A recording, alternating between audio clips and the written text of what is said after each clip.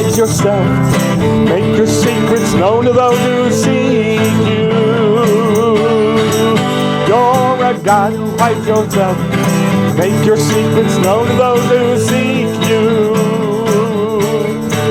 You're a God who hides yourself. Make your secrets known to those who seek you. You're a God who hides yourself. Make your secrets known to those who seek you.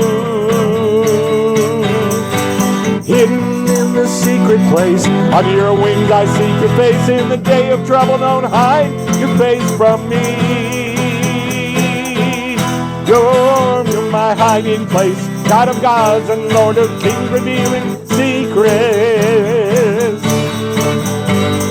You're my hiding place, God of gods and Lord of kings, revealing secrets. I'll never hide my face again, pour my spirit on Israel when I gather you from the nations of the earth.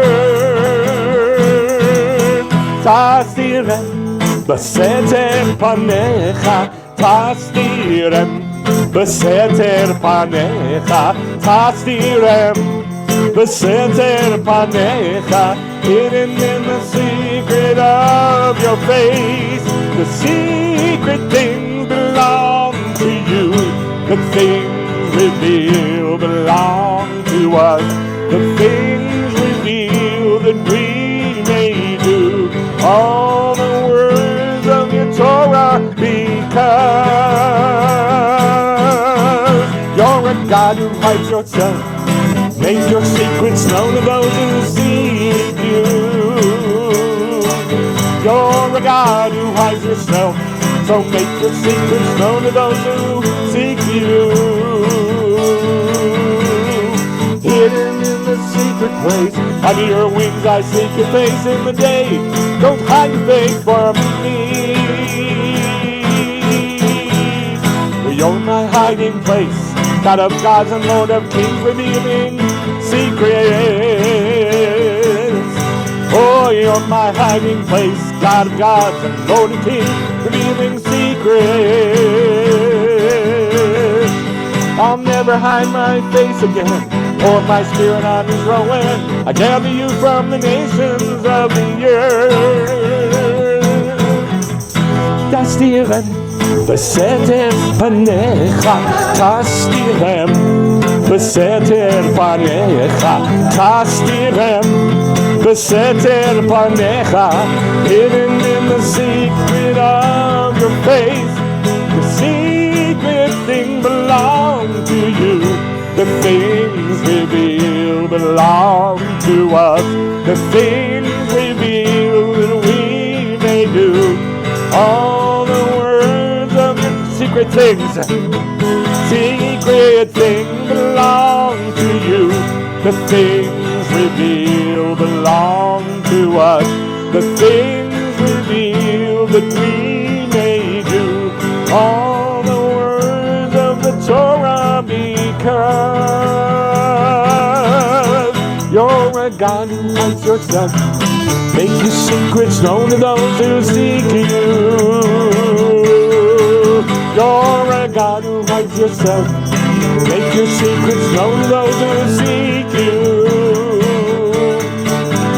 Oh, we're hidden in the secret place. On your wings I seek your face in the day. So don't hide your face from me.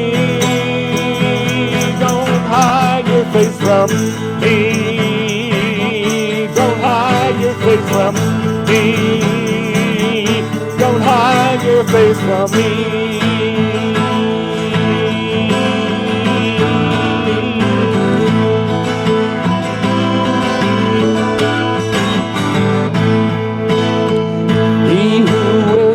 To hear, hidden in the part, hidden deep within your heart, riddles of the wise, parables and stories speak, knowledge of your wisdom there, create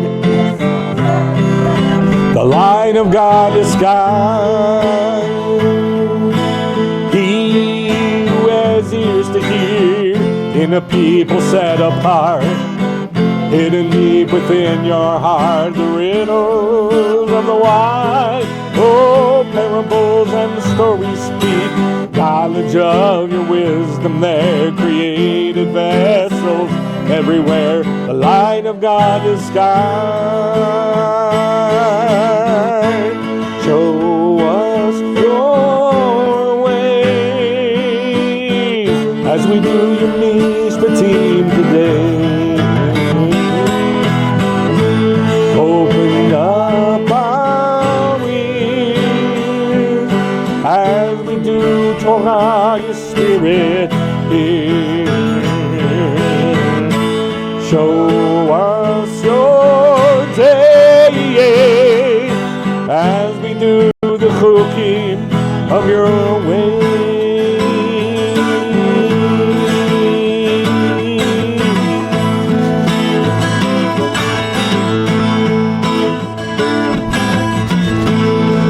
His ears to hear in the people set apart, hidden deep within your heart, the riddles of the wise.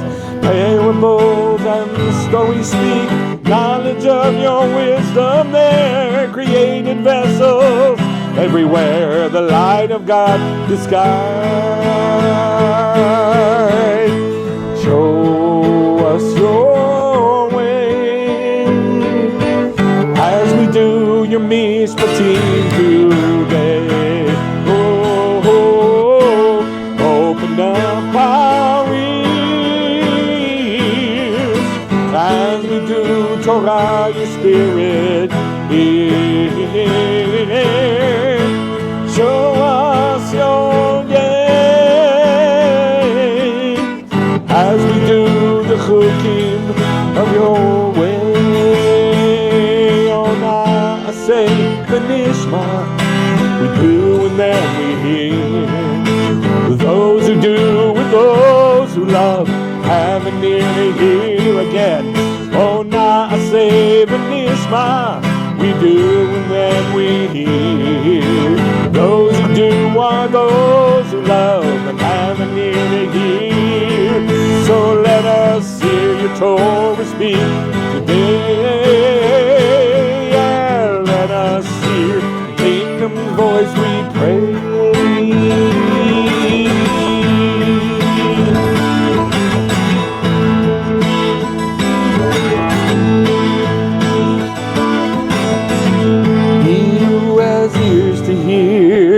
In a people set apart, hidden deep within your heart, the riddles of the wise.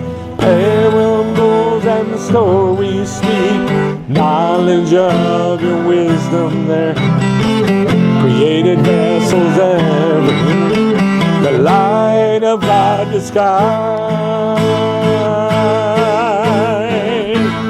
Show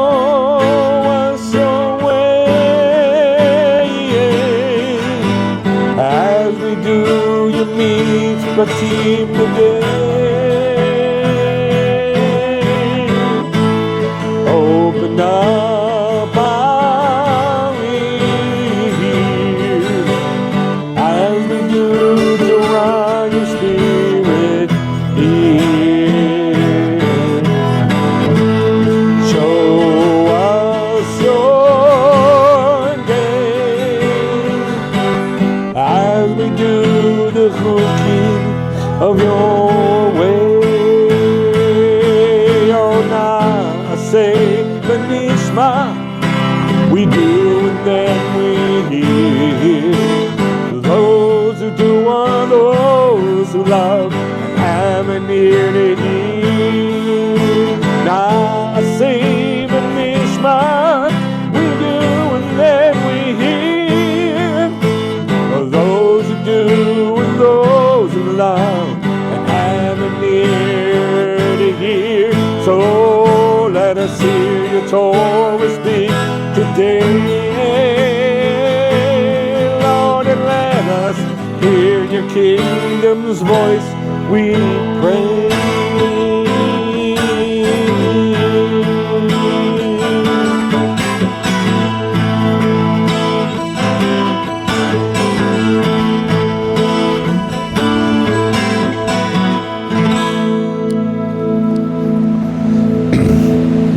ask that the voice of the kingdom would call out like the shofar during Elul. In the morning, that it would call out, that it would yell out, that it would speak, yell, call, proclaim, preach, and call people to your kingdom. I ask that all of those words in Hebrew would conglomerate and would just blow out of the shofar from heaven to call people to your kingdom. Call people to look for your kingdom, call people to think about your kingdom, call people to figure out and dig and determine all the details of your kingdom in the name of Yeshua. Thank you, Abba. Blessings of the Torah. Baruch atah Adonai Eloheinu melech haolam asher kidshanu b'mitzvotav v'tzivanu al divrei Torah. Blessed are you, Lord our God, everlasting King, who has set us apart by his established us on words of Torah. V'ha'aver na Adonai Eloheinu et divrei Toratcha b'finu ufi uvneinu uvchol amcha beit Yisrael. And make pleasant, please, the words of your Torah, Lord our God, in our mouth and the mouth of our children and all your people, the house of Israel. V'niyeh nachnu kol amcha beit Yisrael. Kulanu yodei shmecha v'lomdei toratcha lishma. And make us, all your people, the house of Israel, knowers of your name and students of your Torah for its own sake. Baruch atah Adonai hamlamed toratcha le'amo Yisrael. Blessed are you, Lord our God, who teaches Torah to your people Israel. Baruch atah Adonai Eloheinu melech haolam asher bachar banu mikol ha'amim v'natan lanu et torato. Baruch atah Adonai noten haTorah. Blessed are you, Lord our God, everlasting King, who has chosen us from all the peoples and given us his Torah. Blessed are you, Lord, who gives the Torah. Baruch atah Adonai Eloheinu melech haolam asher natan et kol darkav l'mo Yisrael ke'etavniyo l'kol hadevarim shebashamayim. Blessed are you, Lord our God, everlasting King, who has given all of his ways to his people Israel as pictures of all heavenly things. This is the Shabbat right before Rosh Hashanah, and the last three Torah portions, last week and this week, Nitzavim, and next week, Ha'azinu, all three of them in a row are about the day of the Lord. And it's just like over and over and over again about the day of the Lord. So right now, right before Rosh Hashanah, I think it's incredibly fitting that we teach about the day of the Lord. When I was, the very, very first time I went out to teach, I was young. I think it was 1990. And we went to Marion, Louisiana, way out in the woods. And I was very young. Let's see, 1990, I was 30. 91, I was 31. So I was young, and I already knew all the doctrines of the festivals. I knew all the doctrines of the Day of the Lord. And we went to this church for me to teach about Rosh Hashanah on the Day of the Lord. It was going to be a 3-day event where I would teach 3 days in a row. I can't believe a church invited me to do that, but that's what they did. So I went for a walk with the pastor. He was an older guy. And I went for a walk with him, a long walk. And all I did was tell him about the day of the Lord and Rosh Hashanah and the themes of Rosh Hashanah and how things are going to happen, what's going to happen, why it's going to happen, where it's going to happen, what date it's going to happen. Because he asked me a simple question.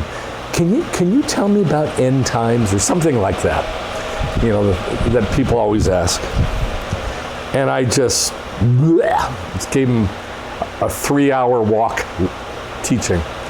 And when we were done, this is what he said to me. He said, I realize I don't know the Lord. I know about the Lord, but I don't know the Lord. And it's so funny because he says, I know about the Lord, but I'm the one who is giving information, which is knowledge, like facts. Like, not concepts, but facts in the scriptures and in Judaism. And he said, I don't know the Lord, I know about the Lord. So he saw immediately that in learning the facts that Judaism teaches gives us the knowledge of the Lord. Da'at et Adonai, the knowledge of God. Everywhere I have gone for the last, I've been a believer 47 years, I think. For the last 47 years, that's all anybody wants to know about. That's it. End times, eschatology, end days, end things, last things, day of the Lord, which they don't know what it is, but these are the words they say, buzzwords. And everybody wants to know about prophecy, and everybody wants to know what's coming, but there's a million different opinions. So Judaism has one opinion. Sometimes there's two opinions, but they go together. And they really say the same thing. So there's really one voice, one opinion in Judaism. Now, our Torah portion this week, it's called Nitzavim. It's the standing ones. I love this Torah portion, but for a completely different reason, because I love when it talks about the wood choppers and water drawers. But this week, we're only going to deal with one verse. One little tiny verse, and I'm going to say it 8,000 times, probably. This one verse. And it says about secrets. Secrets. And when I say that everybody wants to know about, quote, end times, that's what they want to know. They want to know the secrets. Here's the thing. To the Jews, they're not secrets. Because they used to be secrets, and now they're not, because we know them. But they were secrets, and everybody wants to know them. Because for some reason, and I'm not exactly sure why, everybody knows that knowing these secrets is how you get to know the Lord. Everybody knows this instinctively. So everybody wants to know it. Like, God said all this stuff about the zoo. Well, let's find out about the zoo. Well, he said all this stuff about the day of the Lord, but nobody knows what the day of the Lord is in our culture. So everybody's like, oh, what's the day of the Lord? What's the day of the Lord? And so they want to find out about this subject matter to get to know God. It's just an instinctive thing. So this week and next week, perhaps the week after, I'm going to be talking very specifically about what the Torah portion says about the day of the Lord. So this is what it says in English. The secret things belong to the Lord our God, but the things revealed to us and to our children forever, to do all the words of the Torah. Now that's how it's translated, but it's not a fantastic translation. I'll show you what the Hebrew says, and then I'll give a better translation. I'm looking for my glasses, by the way. Okay. So in Hebrew, it says, look, Hanistarot, that's plural, yes? La Adonai, Eloheinu, thank you, Eloheinu. Haniglot, plural, Lanu ulvanenu ad olam, la'asot et kal divrei haTorah hazot. Now the phrase we're going to really hone in on is the one with those little dots on top of it. It says, Lanu ulvanenu ad olam. But the first line says, hanistarot, the secrets. Nistarot is secrets. They translate it belongs to the Lord our God, but it doesn't say that. It simply says La Adonai. What does La Adonai mean? To the Lord. To the Lord. The secrets are to the Lord, our God, Eloheinu. V'haniglot, a nigla is a revealed thing. And the revealed, lanu ulvanenu ad olam, to us and to our children, unto the olam, the everlasting. So this is, it should be easy to translate, but it's not, because the word olam has a lot of different meanings. It can be translated as world, everlasting, vanishing point, forever. La'asot et kol divrei et haTorah hazot. That's easy. To do, la'asot et kol, all, divrei haTorah hazot. The words of this Torah. The Torah, the this, literally. All right, so that's all we're going to deal with. And in that tiny little phrase is a smaller phrase that we're going to hone in on. Lanu ulvanenu Lanu ulvanenu Not even ad olam, just See that last dot on top of the ayin? There's not, the whole word isn't even dotted. It's just one letter of the word. So what it says, what's dotted, literally says, Lanu ulvanenu, to us and to our children. That's literally what's dotted. And that's all we're going to deal with. So what's the second letter, right after that? It's a dalet, but it's not dotted. All I'm talking about is what's dotted, that's all. So if you were to read only what's dotted, it would say, Lanu ulvanenu, sorry. So you wouldn't pronounce the dalet at all? If you're just reading what's dotted. But why would you do that? So you can know what we're looking at, that's all. What verse is it? So you can know what we're looking at. What verse is it? I don't know, what verse is that? Standing was chapter 31. It should be around verse 15. 31? Is that what you said? No, it's 29:29. Sorry, 29:29. Okay. Sorry, I didn't have the verse here. I'm sorry about that. There's no 29. Okay, 28. Try that. Okay. Yes, toward the end of the chapter. So here it is, bigger, so you can see it. And here it is in the Aleppo Codex. The Aleppo Codex is the oldest full version of the Torah that we have. The Aleppo Codex is what it's called. And this is what it looks like. Oh, okay. Lanu ulvanenu I'm just pronouncing what's dotted, that's all. It almost looked like a shin at the end. It does, doesn't it? Yeah, the letters are very close on the Aleppo Codex. The secrets are to the Lord our God, and they're revealed to us and to our children unto the olam to do all the words of this Torah. Now, the dots are called nikudim. Nikudim. And there are 10 places in the Torah that have nikudim in them. This is the last one. Only 10? Only 10. And this is the last one. Talking about dots on top of the letters. Okay. Dots on top of the letters, not inside the letters. Okay. Right. There's two reasons for these nikudim. Number one, to call attention to the text. In other words, it's preaching something to us, and we have to, what? Pay attention. How about figure it out? You got to pay attention, yes, but we got to figure it out. So that, therefore, it's a secret, and it's for us to figure out. Okay, so all this, I mean, the way I think, and I'm probably dumb, but this is the way I think. Well, thanks a lot. Why? Why don't you just tell me?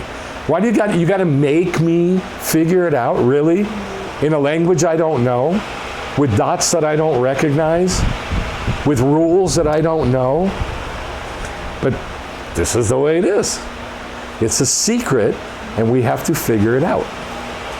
Number 2, they're called marks of removal or erasure. Now, the modern Jews, they look at that, oh, they're marks of removal or erasure. That means they're mistakes in the Torah. It's mistakes. The scribal errors made big mistakes, and they put dots over it to say, this is a mistake. Which is, of course, absurd. But modern Jews look at this rule that says it's a mark of erasure, and instead of seeing it spiritually, they see it physically and go, oh, the scribe made a mistake, so he's putting dots to indicate, oh, there's something wrong here. Okay. Now, there's 2 statements that are the main statements that the rabbis go with about the Nikudim. Number 1 is in Talmud Yerushalmi. Do you know where Talmud Yerushalmi was written? Do you know where that was from? Yerushalmi? You think Jerusalem, right? No, it was in Galilee. Because it started in Jerusalem. All those sages were in Jerusalem, and they got kicked out of Jerusalem by the Romans. They went up to the Galilee, and that's where they had their school. Okay? So in that Talmud, Pesachim 64, says when the written portion is greater than the dots.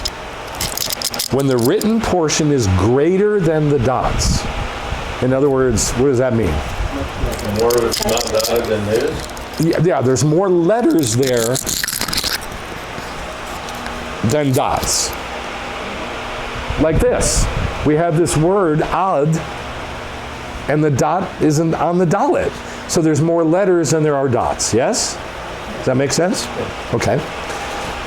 So if the written portion is greater than the dots, we explain, what do we explain? The written and ignore the dots. And when the dotted portion is greater than the written, we explain the dots and ignore the written. Now, when it says ignore, it doesn't mean ignore, because we don't ignore the Torah. What it means is that's where we put our focus. So in this case, what do we focus on? Do we focus on the dots, or do we focus on the written? What's there more of here, dots or letters? Letters. So we focus on the letters. All right. That's the first thing. Number 2. This is from Avot of Rabbi Nathan. Now, I didn't know this, but Avot of Rabbi Nathan is a minor tractate of the Talmud. Of the Talmud. I didn't know this. I thought he was after the Talmud.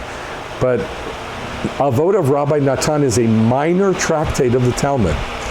And he says, 10 places have dots in the Torah. Ezra said, now this is hard to follow. Ezra said this. That means Ezra the scribe in the book of Ezra, the one who compiled the Torah, the Tanakh.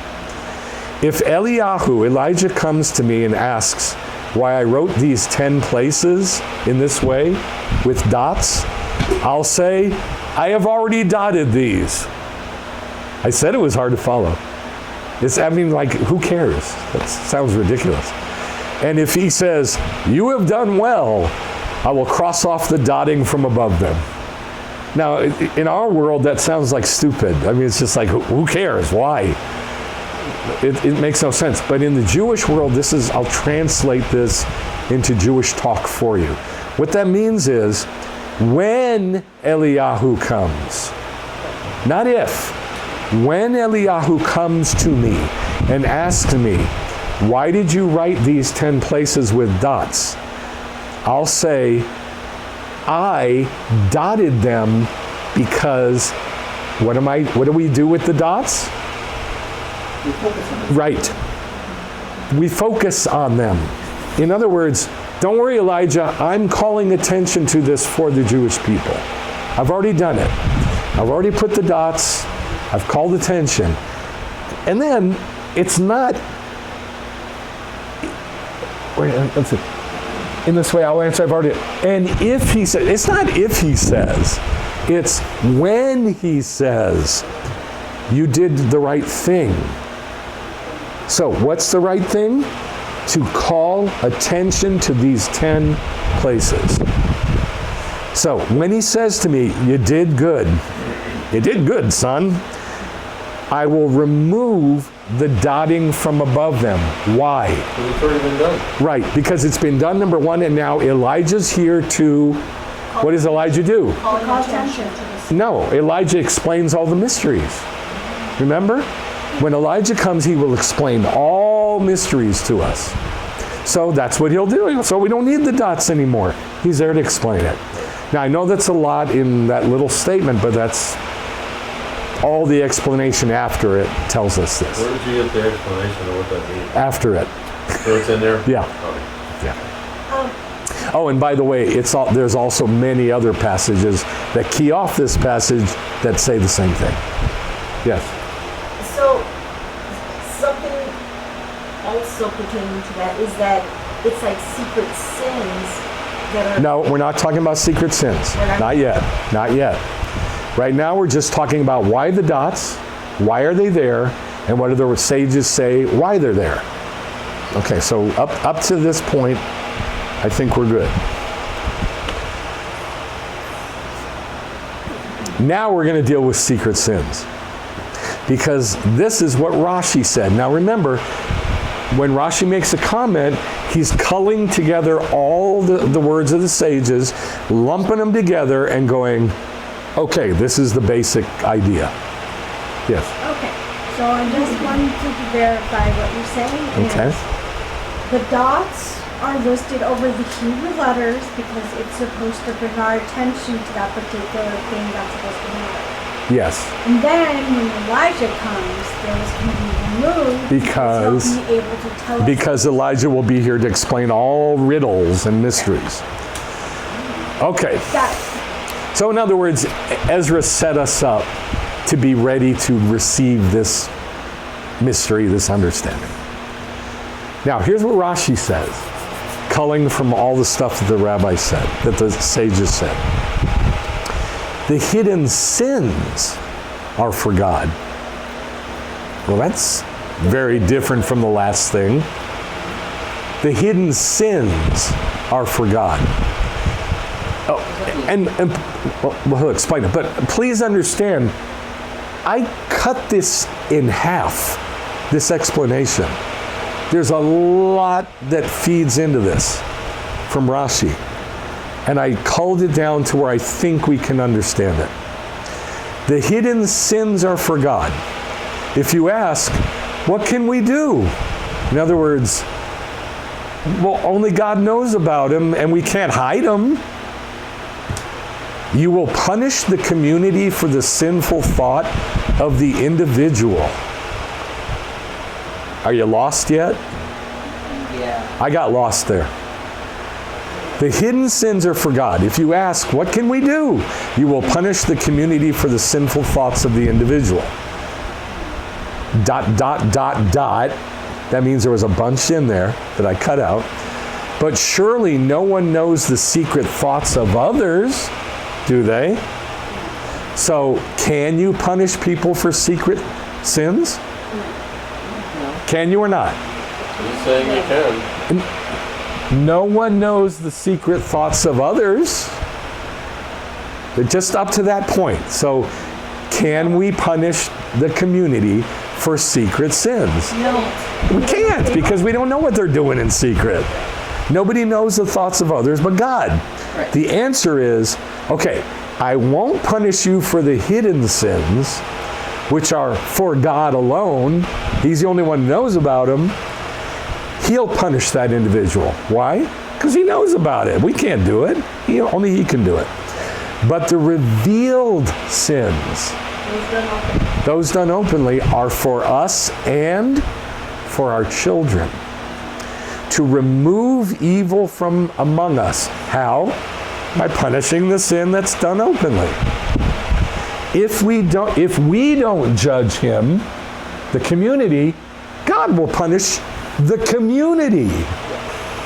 Because we saw it, we knew about it, and we didn't do anything about it. Okay, so God will take care of us because we didn't take care of that person and take care of that sin. Does that make sense? Yeah? Okay. So basically, if you don't punish the sin that you know about, you're held liable for it as well. That's exactly right. And we know that from Shoftim and a bunch of other Torah portions. And it's just like having a word of prophecy, and the prophet didn't open his mouth, that sin falls. Just like Ezekiel, yeah. A lot of passages that say the same thing. So, God will punish the community. The letters, now he talks about the dots with the letters. The letters have dots above them, showing that even for revealed sins, he did not punish the community until they crossed the Jordan and accepted the oath on Mount Gerizim and Mount Ebal, becoming responsible for each other. Do you see that in the dots? Where did that come from? Well, just simply by the fact that it's talking about secret sin. It's not talking about secret sin. It's talking about all that's dotted is to us and to our children unto.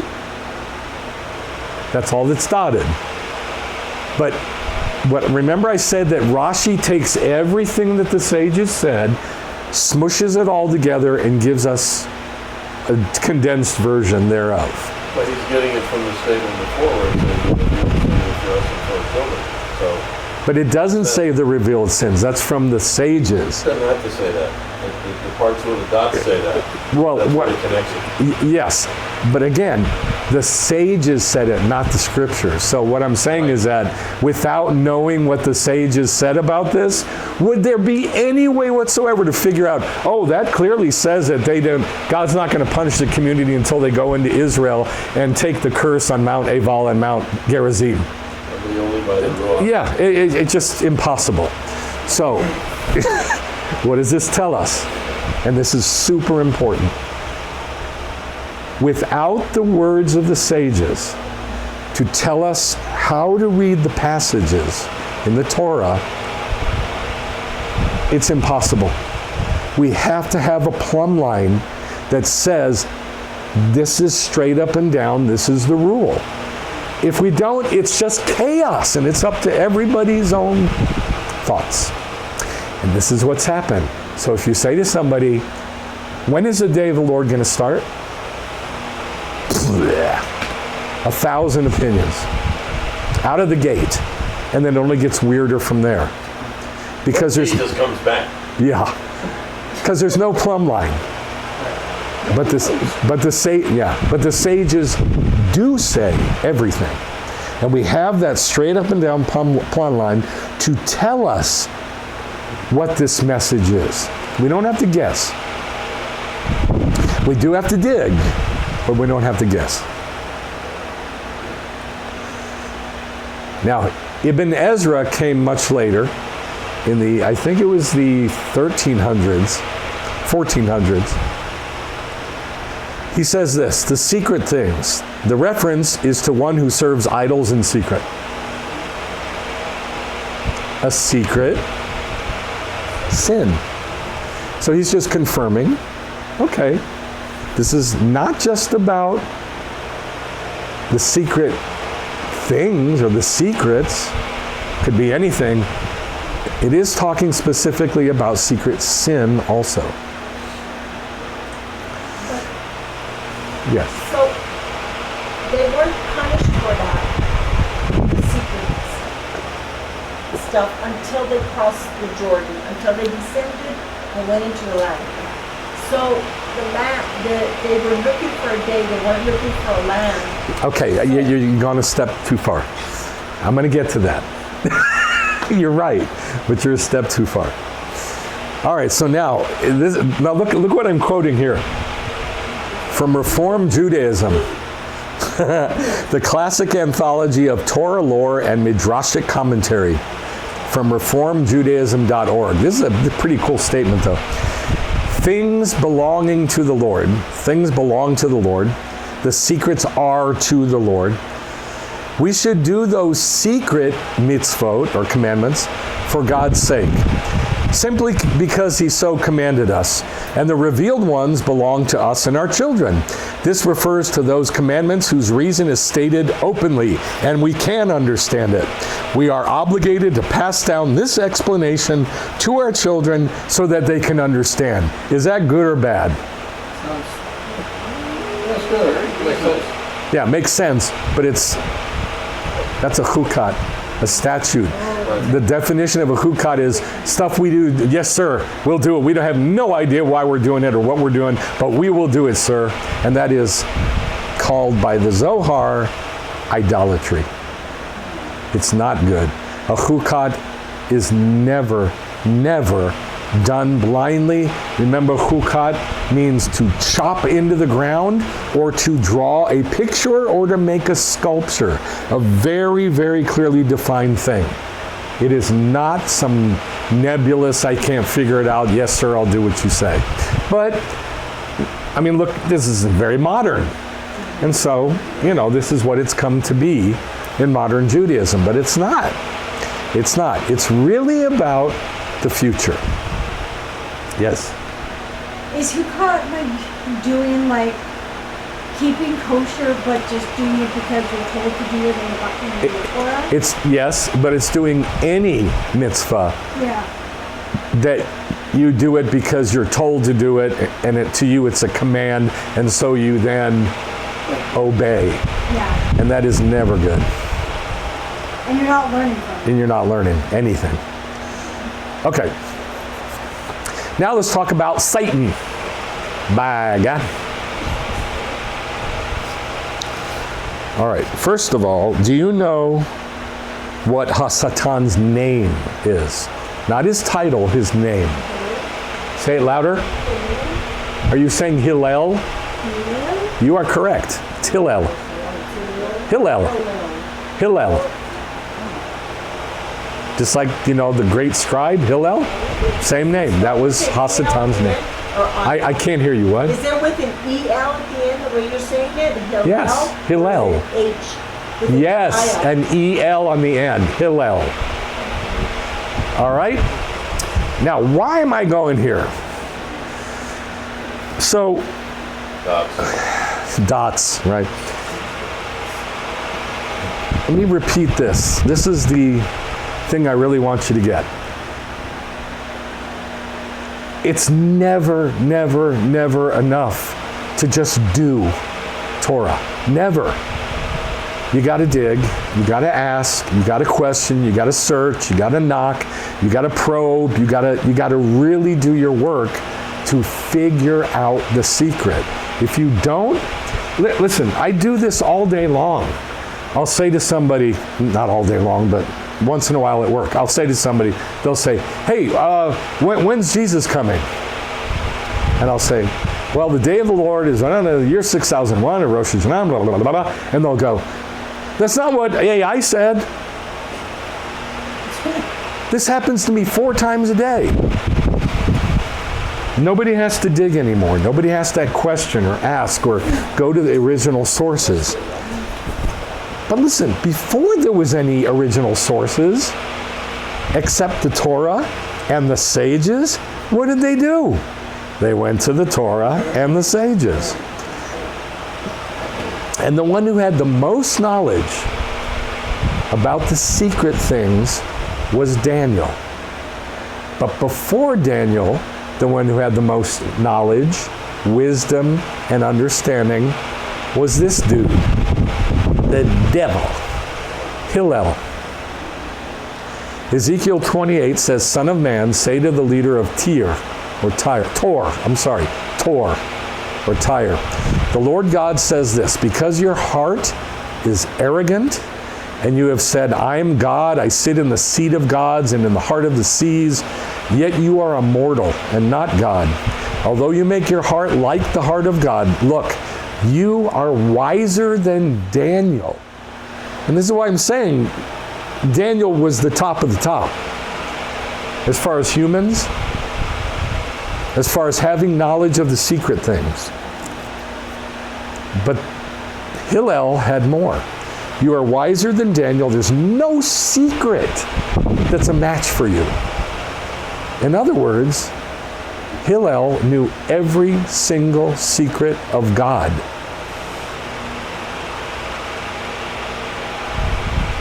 By your wisdom, your understanding, this is what Hillel has. And people think they're going to rebuke him and, I rebuke you, Satan. Really? The one who has more understanding and more knowledge and wisdom than anybody on the planet. You're going to go rebuke him and talk to him and fight him. You've acquired riches for yourself and have acquired gold and silver for your treasuries. By your great wisdom, by your trade, you've increased your riches, and your heart is lifted high because of your riches. I thought these pictures were pretty cool. I got these off AI, off the internet, but I thought they were pretty cool. Hillel in his original state. Are there writings that talk about another angel that was as close to knowing as much as him? No. A good one? No. There are no scriptures, there are no writings of the sages, there's no writings of anything in Judaism that tells that there's any wisdom or understanding or knowledge as high as Hillel. But in the book of Enoch, there's 4 listed that have a lot of wisdom and knowledge, but nothing like Hillel. 4 angels? Yes, 4 angels. It gives their names and it talks all about them. Book of Enoch. Yes. Why is it that Daniel knows more about the secrets? Because I know that Daniel's scroll is not listed with the prophets. And you told me it's because he never prophesied to Israel in Israel. That's correct. A prophet can only be called a prophet if he's in Israel. Right? He can only be called a prophet if he's prophesying in Israel. And Ezekiel, Ezekiel was in Israel, but then he was deported. He's in the prophets. Jeremiah was in Israel, in Jerusalem, and then he was deported. But Daniel started out as one of the young kids that was deported to Babylon. So he never lived in Israel that we know of. Did he die in Babylon? I just said that we know of. I don't know. There's 2 different opinions about how Daniel died, but I don't want to get into that because I don't know the answer. So the secrets are to the Lord our God, and they're revealed to us and to our children unto the everlasting, to do all the words of this Torah. So we got 2 things missing, what we haven't talked about. Number 1, unto the olam. The secrets are to the Lord, and the revealed are to us unto the day of the Lord. Yes? And what's the motive of this even being done like this? Like the secrets are to God and the revealed are to us. Why? To do all the words of this Torah. Torah Hazot. This Torah. All right, so we're going to look at some of the secrets of Daniel to start out with. Daniel 2, verses 18 and 19. They might request compassion from the God of heaven concerning this secret, Seter, so that Daniel and his friends would not be killed with the rest of the wise men of Babylon. Just as an aside, you know how in the New Testament there are magi? That's a Persian word. You know what the Hebrew word is? Chachmim, which means wise men. And they're coming from the east. What's the land of the east? Babylon. They're wise men from the east. So who are they? They're the Jews that were in Babylon. You had Daniel, and then Hananiah, Mishael, and Azariah under him, and then all the other Jews who were made into Chachamim, And they came to Israel looking for the king, Hamelech. They were Jewish. There's no, I don't know what they call Melchior or some nonsense that was made up. There's no such thing. And there wasn't 3. There was probably 300 or something. There was many, many, many Chachamim who went from Babylon to look for the Messiah. Just an aside. Well, Daniel started that whole thing. He was the first one. Daniel and his friends would not be killed with the rest of the Chachamim of Babylon. Then the secret was revealed to Daniel in the night vision. Then Daniel blessed God. Chapter 2, verses 21 through 22, and then verse 28. One of my favorite verses in the whole Bible. He gives wisdom to wise men and knowledge to people of understanding. Does he give wisdom to idiots? Does he give wisdom to lazy people? Does he give understanding to people who don't study and don't seek and don't chase after it? No. He only gives wisdom to wise people. And he only gives knowledge, his knowledge, to people who have understanding, which means you know where to go and you know how to study and you know how to look. You don't go, it's not what AI says. That's not study. It is he who reveals the profound and hidden things. He knows what's in the darkness, and the light dwells with him. There is a God in heaven who reveals secrets. This has been one of my favorite verses in the Tanakh for more than 40 years. You know why? Because everybody told me, no man knows the day or the hour. It didn't matter what I asked. No man knows. And I was like, well then, I thought we can know the secrets of God. No man knows. Well, okay, let me study that and see if that's true. Michael, no man knows. Don't even go there. And they put guards around it so that you literally are not allowed to search it out. So I started searching and I found all these verses that say, if you don't know, can anybody finish the verse? If you don't know, that's not bad. Ask. It's even stronger than that. Seek. It's even stronger than seek. That's very close. Why don't you know? But it says even something more. Wake up so that you can know.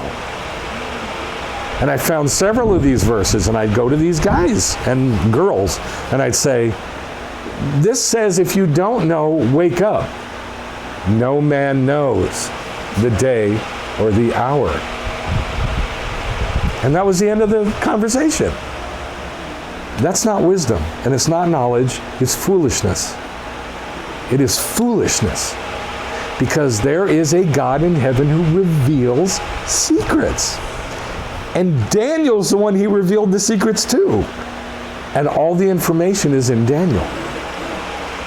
Yes?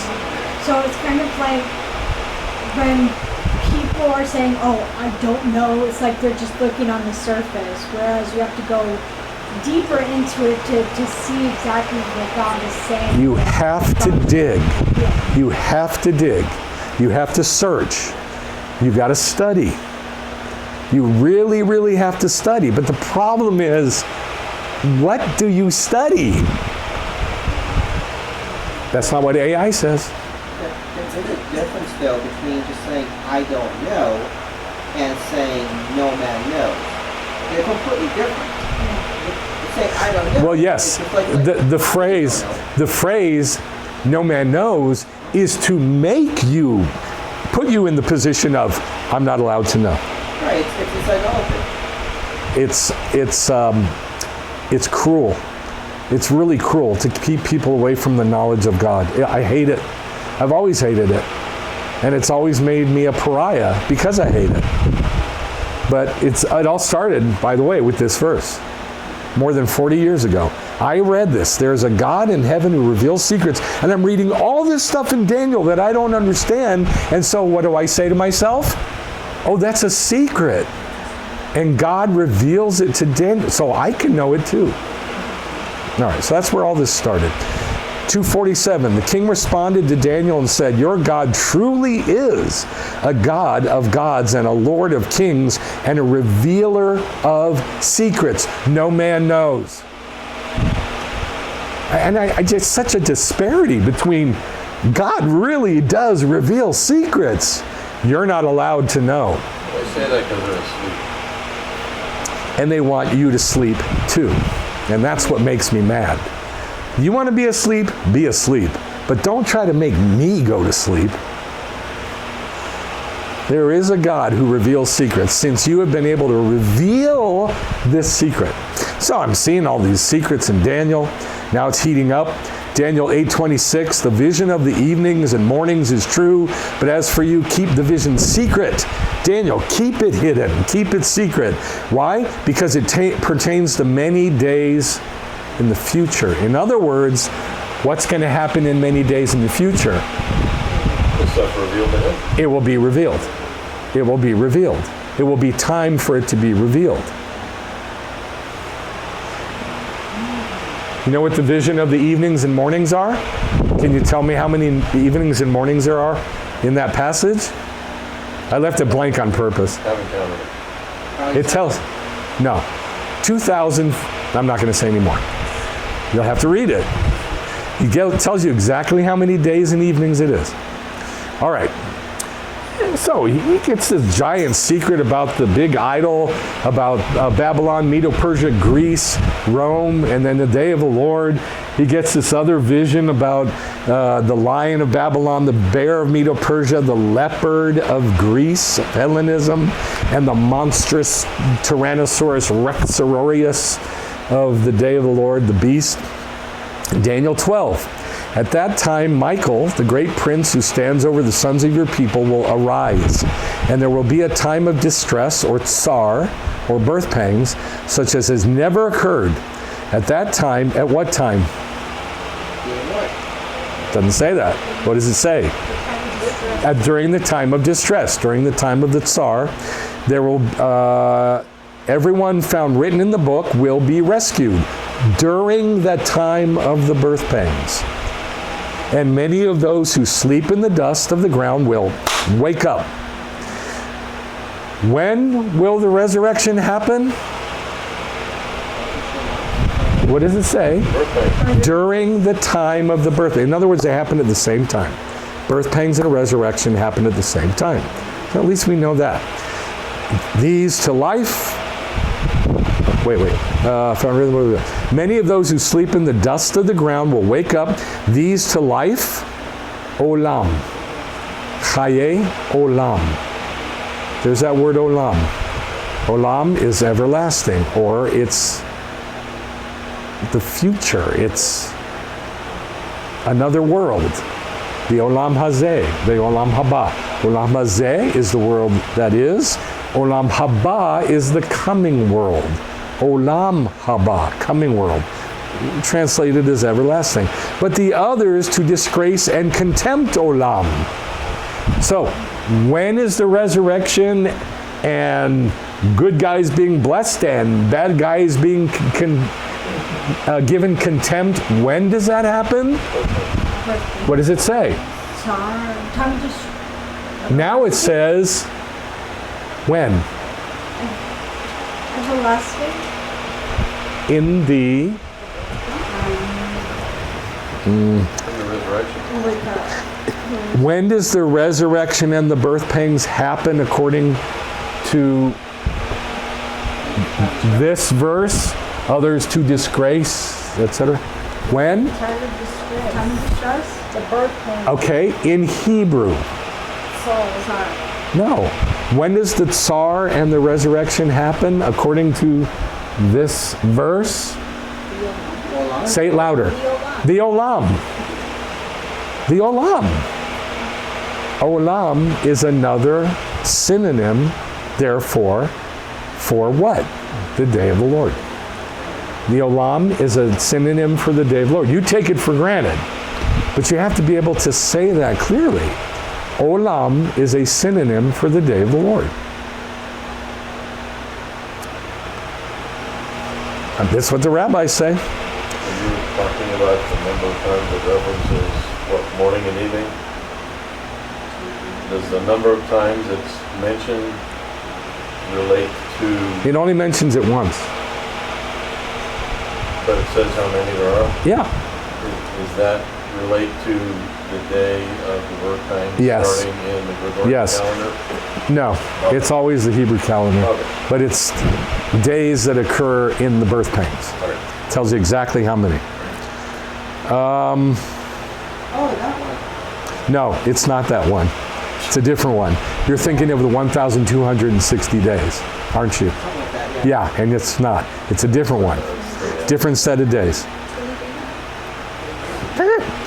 Okay, now he says, Daniel, keep these words secret and seal up the book until, now gives us a different title. Time of the end. How do you say that? Do you know? Time et haketz. Et haketz. Time of the end. It is not end times, plural. There's no such thing as end times. It's time of the end. Et ketz. Et haketz. Go your way. These words will be secret and sealed until the ketz. Now this is another synonym for the day of the Lord. The ketz, the end. We've been given 4 synonyms for the day of the Lord in just this one passage. And you can see I chopped a lot out from the passage. See the ellipses? I chopped a whole bunch out. Now, All those things that you revealed that no longer secret. so here's my question. As the day, I mean, we are right before the coming of the day of the Lord. Do you think that God would start revealing these things before the day of the Lord? Or do you think that like right when the day of the Lord starts, all of a sudden everything's revealed? I think he's revealing a little bit at a time now. Okay, so here's what I think. Daniel, it was all revealed to him, gesund. It was all revealed to him, right? Yeah. He was 2,500 years before the day of the Lord, and it was all revealed to him. There is no, and the sages saw it and figured out a whole bunch, way before the day of the Lord. Ezekiel and Isaiah. So did, exactly, that's where I'm going. So did Ezekiel and Jeremiah and Isaiah, right? And many other, and Moses and a lot of other prophets. So don't think it's like flipping a switch. Oh, the day of the Lord is here. All of a sudden we know.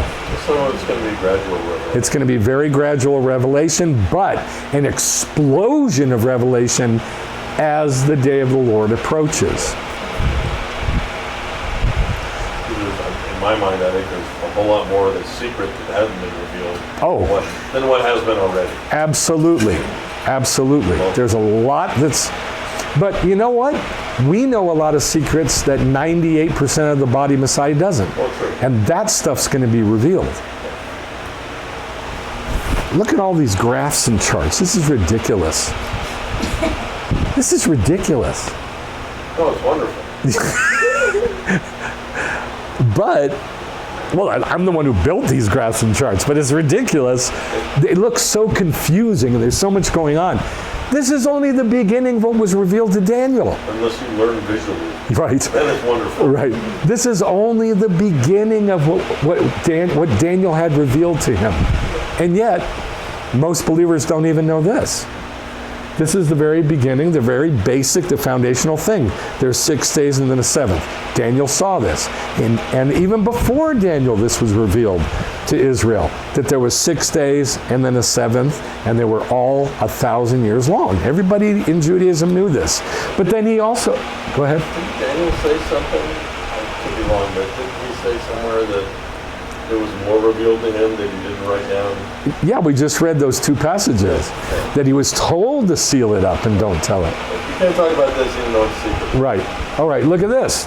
He saw the 1, 2, 3, 4, 5 kingdoms. And he saw when they were. Babylon, Persia, Greece, Rome, and then the kingdom. That's 5 kingdoms. The kingdom of Judah, the kingdom of Israel, the kingdom of God. That's 5 kingdoms. Then he saw the birth pangs and how long they were and exactly where the division was in the middle. And he saw 1,260 days at the beginning, 1,260 days at the end. He saw that they were birth pangs. He saw that they were Chevlei HaMashiach. And then he saw that they were in the day of the Lord. So this is just the beginning of what he saw. But even that looks confusing to most people. So the last Torah portions that we've had, Kitavo, Nitzavim, and then Vayelech and Ha'azinu are all about the day of the Lord. Now, V'zot HaBracha, the last one in the Torah portion, I don't think it's about the day of the Lord, because it comes back to reality. It's talking about Moses and his burial and that sort of thing. But 1, 2, 3, 4 Torah portions at the end of Devarim are all about the day of the Lord and Et Haketz, the time of the end. Daniel 2:28, there is a God in heaven who reveals secrets. Psalm 25, 12 through 14 says, who is the person who fears the Lord? He will instruct him. God will instruct that person in the way, in the derech he should choose. His soul will dwell in prosperity, and his seed will inherit the land. Now this is where you were going earlier, Eileen. We know, we looked at it last week, that the land is the day. Joshua was not leading them into the land only, he was leading them into the day of the Lord. Where does it say this in specific and detailed? In the New Testament. Hebrews, you know what chapters? Okay, that's close enough. 3 and 4. Hebrews 3 and 4. Gives us all the details we'd ever want to know about there being 6 days and then the 7th, and the rest that we are given, all righteous people are given, is called rest, day of rest, 7th day, a day, and Shabbat. 5 titles. His seed will inherit the land. His seed will inherit the land, the kingdom. The secret of the Lord is for those who fear him. But we're told the secrets of God are not for those who fear him. You're not allowed to ask. You're not allowed to know. That is secret information. It ain't for you. It's above your pay grade. Leave it alone. The secret of the Lord is for those who fear him, is for those who fear him.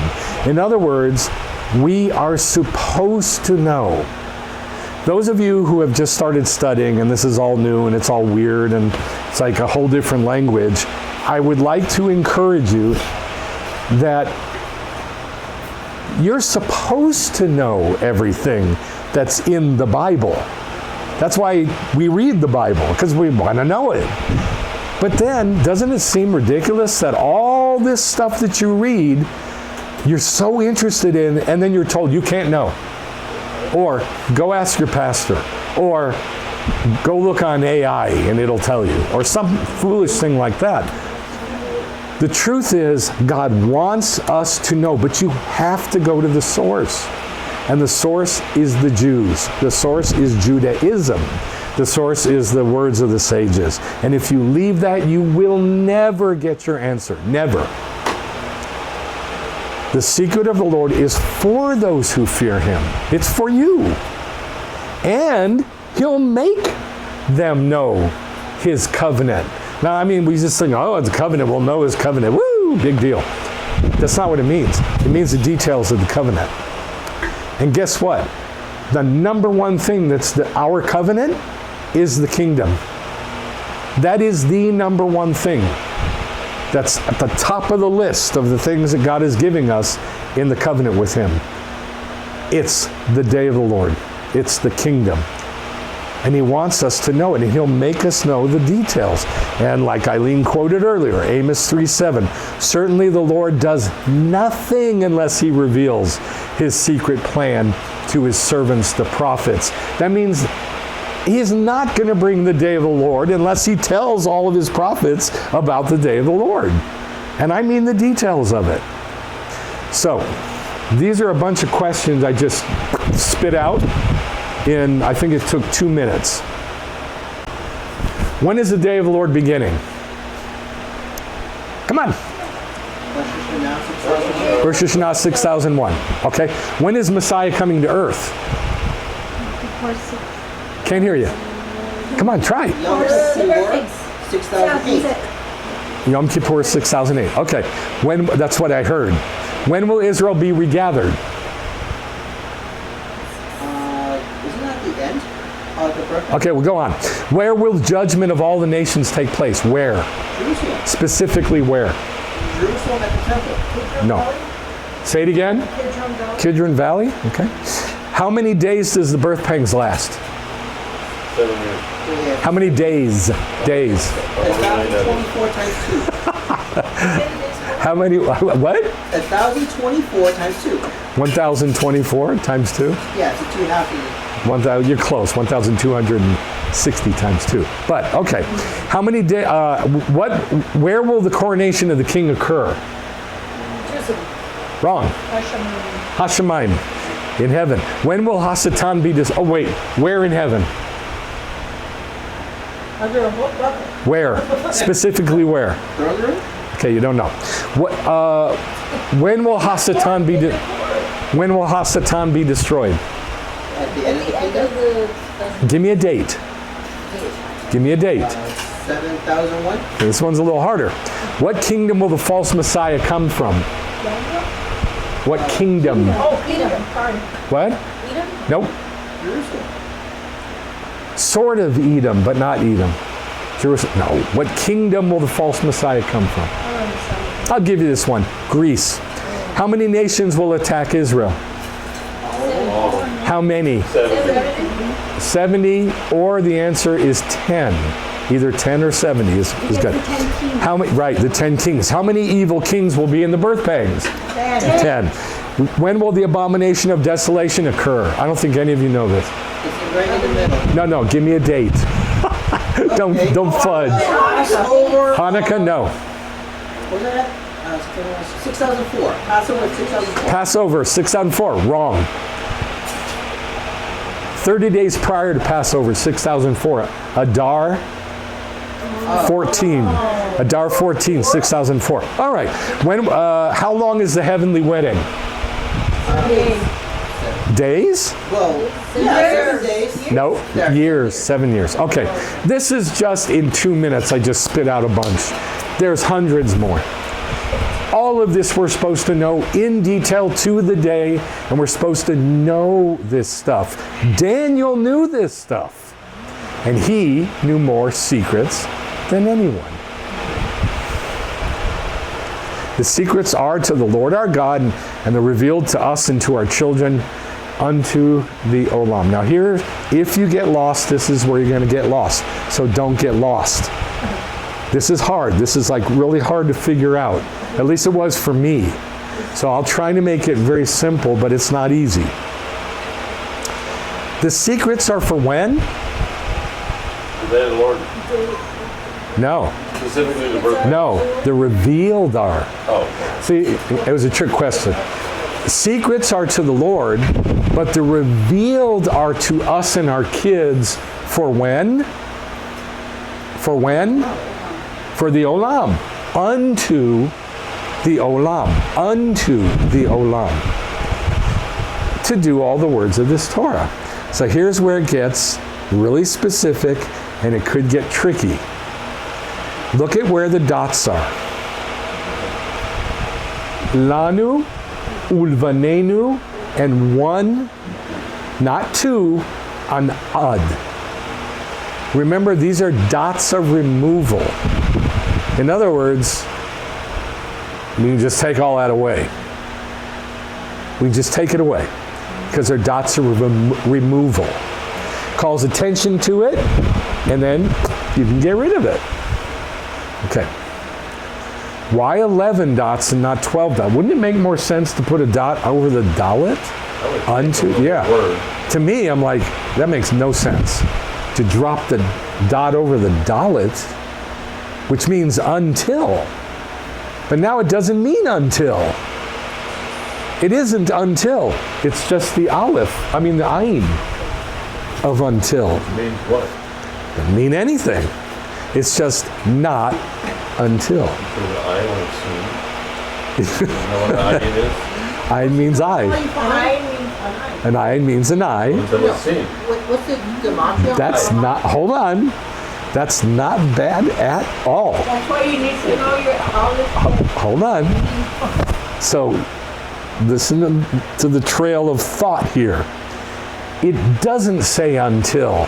It says ayin. It's not until. It's when it's seen. When what is seen? That. The olam. It's not until the olam. It's specifically not until the olam. Until you see the olam. Until you see the olam. Exactly. Ayin means eyeballs, eyes. And that is dotted. We do call attention to the ayin, not to until. Hold on, I just want to make sure this is clear. So let's drop the word until. Does that make sense? Because it doesn't say until. Yes or no? No. Okay. The secrets are to the Lord our God, and the revealed are to us and to our children in the olam. Not until the olam, when it's seen. In the olam. In the olam. Why? To do all the words of this Torah. Okay. Go ahead. Two things. The ayin means eye. And therefore it has to do with seeing. Yes. But ayin is also water. It's a spring. It's a spring. So what happens? It's the birth, during the birth, where the Jews will be born again.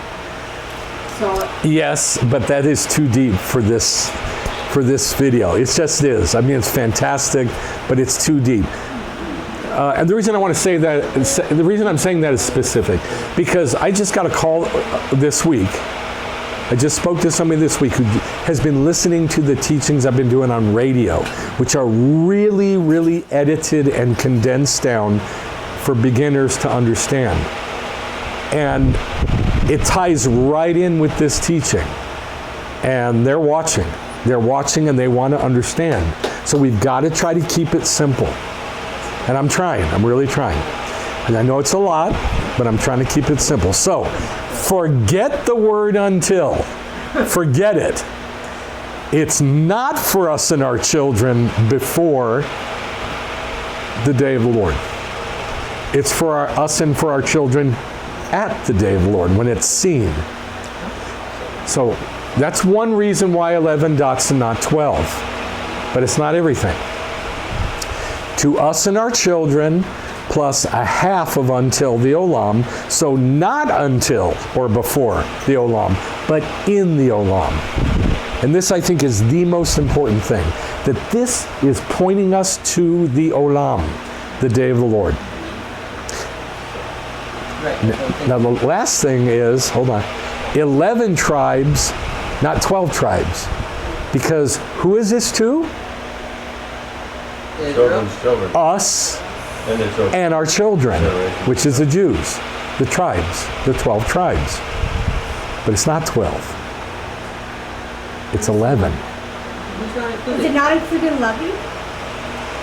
Now, what were you going to say? Oh, I've been asking what the mantra of Ayin is. That says it's 70, and so it's condensed. It's 7, so until 7, the 7th Oh. day. When it's seen in the 7 years. Very good. Ayin, the gematria for ayin, just the ayin, is 70. And if we take off the 0, it's 7. So it's the 7th day. 7-year birthday. The 7th, yeah, perfect, beautiful.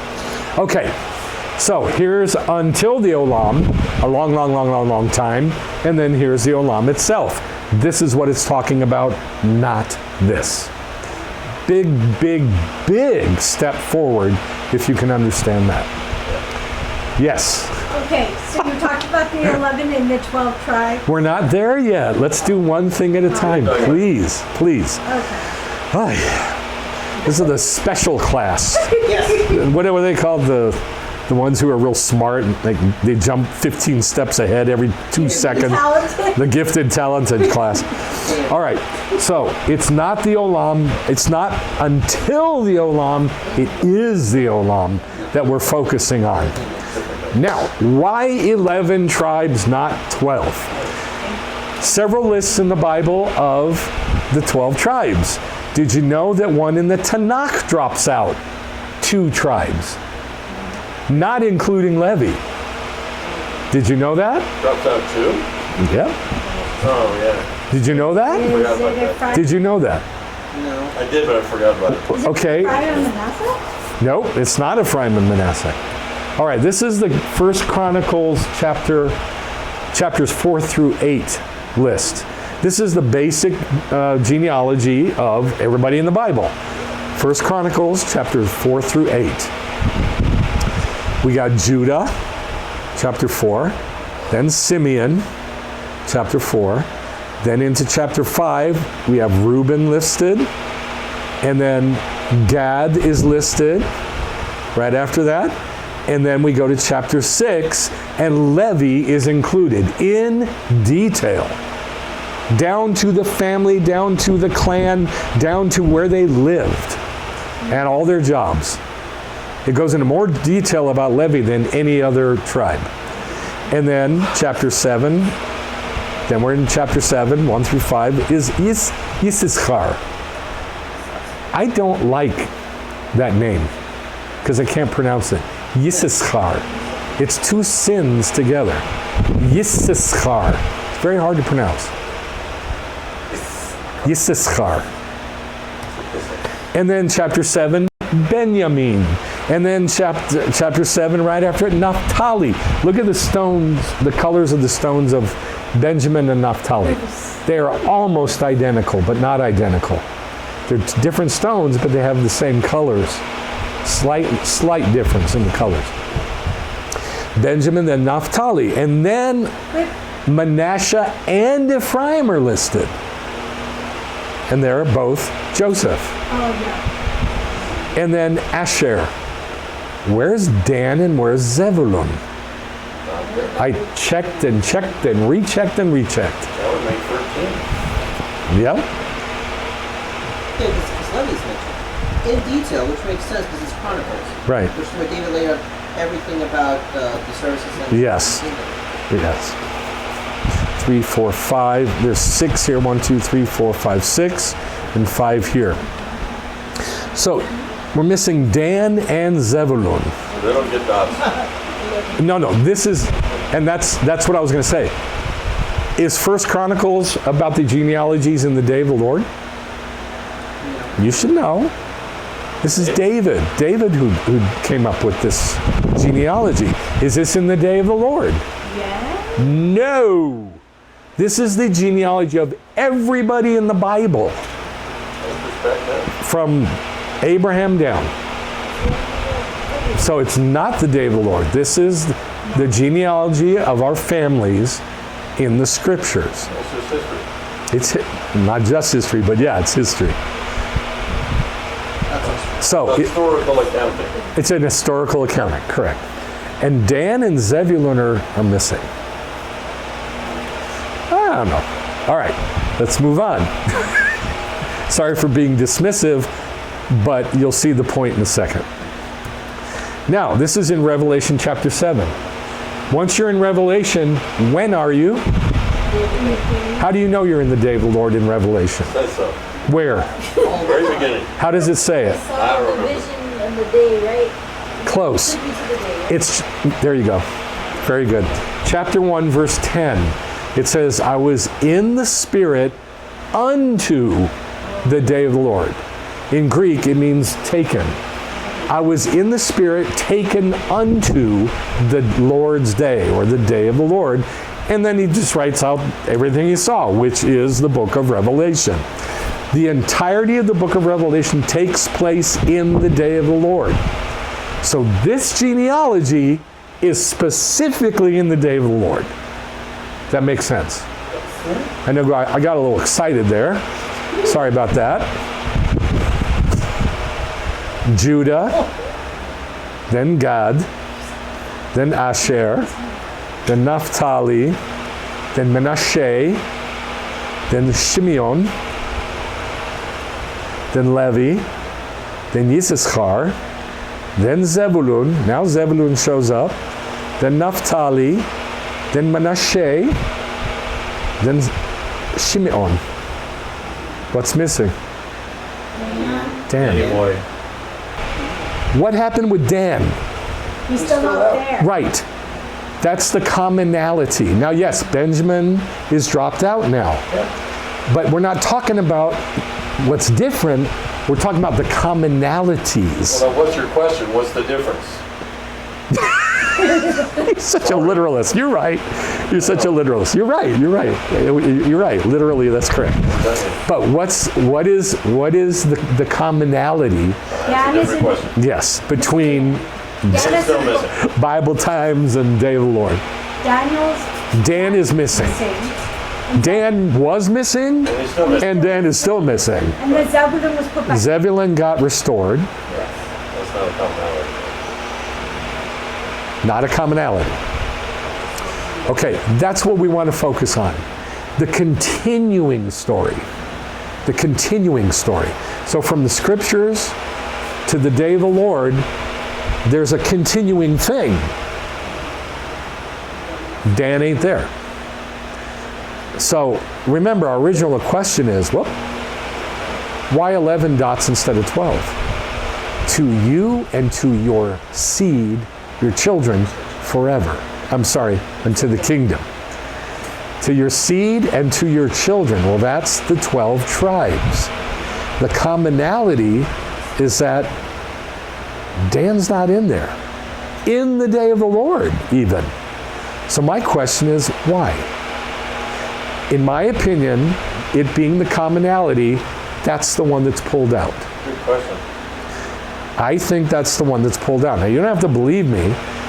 I'm trying to call everything together properly, but at this point, that's what I've gotten to. Isn't that what Jacob said? Genesis? So let's look at the scriptures about Dan, the prophecies about him, and see if there's clues that the sages saw, not us, because who cares what we see. Genesis 49, Dan shall judge his people as one of the tribes of Israel. Dan shall be a nachash in the path. Now, this is a really interesting word, orech, path. It doesn't say the derech, the path of the Jews. It says the orech, like when you say patience in Hebrew, one of the ways to say patience besides savlanut is orech ruach, lengthening of your spirit. In other words, it implies time, and it implies going from something to something. So let's read it like that. Like in the future. Dan will be a serpent in the future that bites the horse's heels. The horse's what? Heels. Ekev. Who's Ekev? Jacob, Israel, who bites the horse's heel so that its rider falls backward. Now, there's a prophecy in Genesis 3 that the rabbis bring in at this point when they're talking about this. And they say, will not the Nachash bite the heel of Eve, of her seed? Your seed will crush the serpent's head, but the serpent will bite your seed's heel. And it's talking about the Messiah. And it says the Ekev means the Messiah comes from Jacob, Israel. It's the Jewish people. So let's read it like that, like the rabbis read it. Dan will be a serpent a nachash, in the future that bites Jacob's horse's heel, or bites horses of Jacob, so that its rider falls backwards. The riders of Jacob, his horses. Now, Deuteronomy 33:22 says, of Dan he said, Dan is a lion's cub, and he leaps out from Bashan. But where did the sages say he leaps out to? And why is he leaping out? Is a lion's cub dangerous? Yes. Cubs, not so much. Not so much. They're playful. Think of Simba when he's a baby. Not so dangerous. I mean, they can hurt you, but it's not like a full-grown lion. Accidentally dangerous. Yeah, accidentally dangerous. So of Dan, he said, that's what Dan is. He's a lion's cub. He's of a lion, but he's not that dangerous, and he leaps out from Bashan. Now, the rabbis say, where is he leaping to, and what's he doing? That's in Jeremiah chapter 8. From Dan, there is heard the snorting of his horses. At the sound of the neighing of his stallions, the whole land quakes. So it sounds really, really, really bad. For they come and they devour the land and its fullness. Who's they? Israel. Who's ever leaping out from Dan? From Dan, there's heard the snorting of his horses. So the horses are coming out. This isn't Israel. This is just coming out to attack Israel. And it's coming from Dan. This attack is coming from Dan. They look really, really, really dangerous, but they're not that dangerous. They're a lion's cub. They come and they devour the land and its fullness, the city and its inhabitants. For behold, I'm sending nachash among you, vipers for which there is no charm, exactly like it says here. And they will bite you. And so the rabbis link these two passages and say, that's Dan coming. He's evil. So does he turn into a traitor? Sounds like a traitor. Not only does he turn into a traitor, but he makes many in Israel turn into traitors. He's a preacher of traitorism. Hold on. Now, there was a guy when Antiochus Epiphanes did the abomination of desolation. Before he did it, he had a preacher. He had a false prophet. Is his name Dan? No, I wish it was, but it wasn't. And this false prophet that was Antiochus's right-hand man, he was Jewish. And he turned most of Israel against Judaism before the abomination of desolation was done. And the rabbis say this is this guy. Yeah, that's right. Yes. Dan will become basically idolatrous. They will become idolatrous, and they're basically preaching that idolatry. That is correct. I was about to go there. Before you go to the horses, hold on. I was about to go there. So, the rabbis say that the main sin of Dan was that they broke off. They went and found this dude named Micah, who was a priest. He was the great-great-great-grandson of Moses. He was in Moses' line.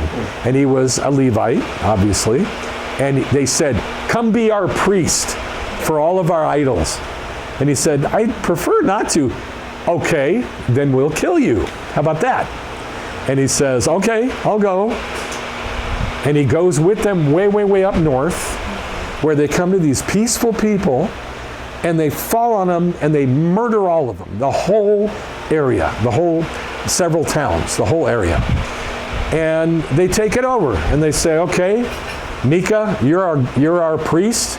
We're going to worship God. We're going to worship these gods here. And now we're going to go preach this to all of Israel. And that's why the rabbis say that this is the same scenario. It's going to be repeated, that all that idolatry is going to be preached into Israel. It is the same thing as what the guy did, Menelaus was his name, with Antiochus Epiphanes, which was preaching what? Hellenism. And the same thing's going to happen again. That Hellenism is going to be preached to, what am I saying? Hellenism has been preached to Israel, and that will increase.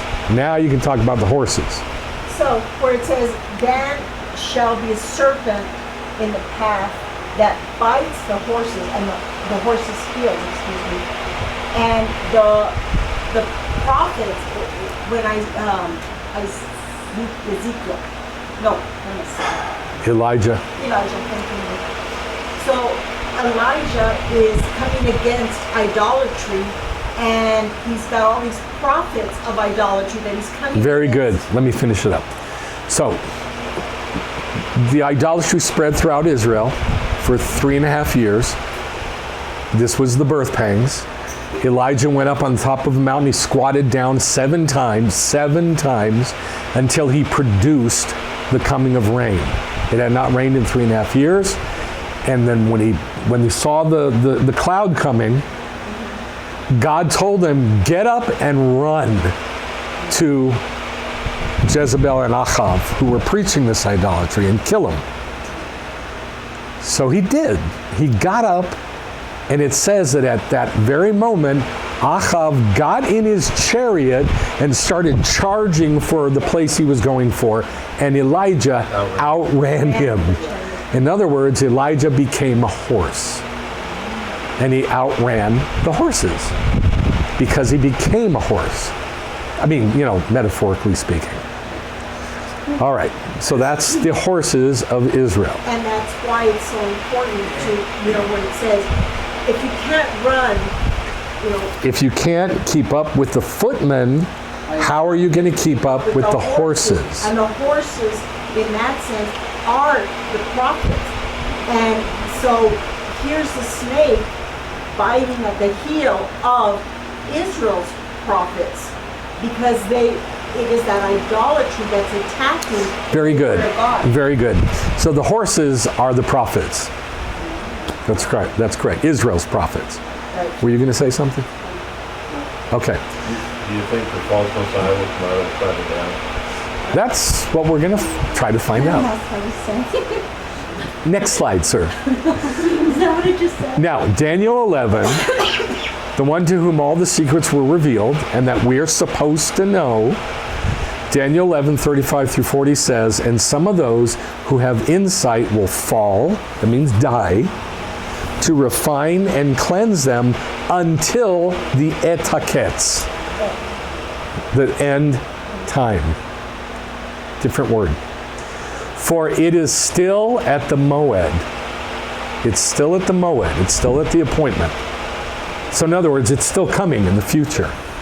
So the king will do as he pleases. Now it's talking, this is in the middle, chapter 11, of having told the whole story of the false Messiah and where he comes from and what he's going to do and how he's going to do it and where he's going to do it.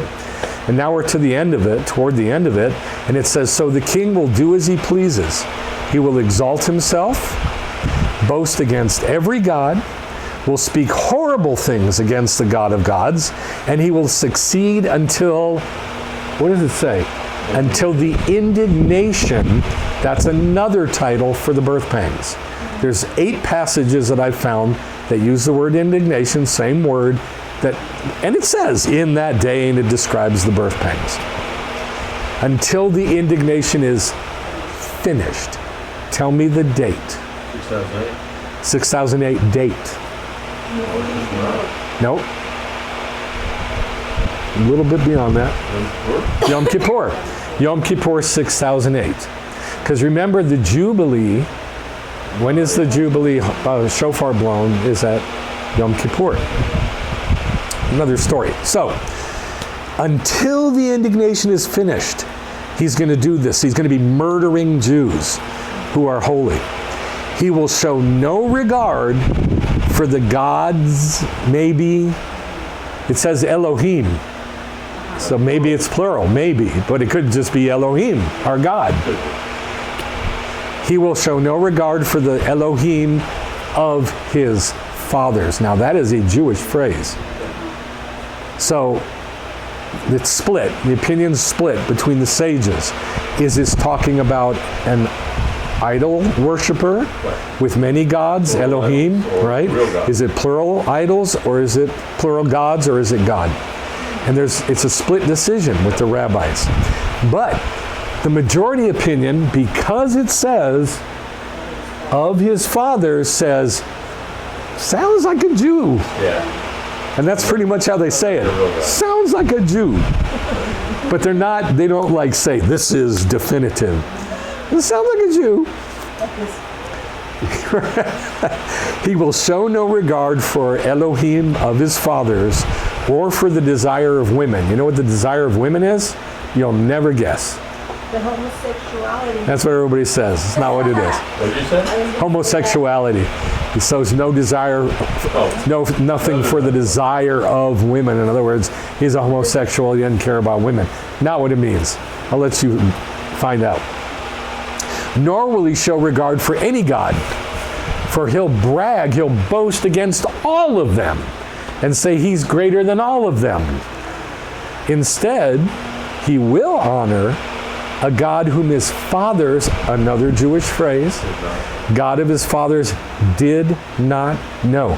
This is directly from Deuteronomy 4 times where it says, do not turn to idols, to gods that your fathers did not know. Lo yada'at et Elohim. That you didn't have the da'at, the knowledge of God.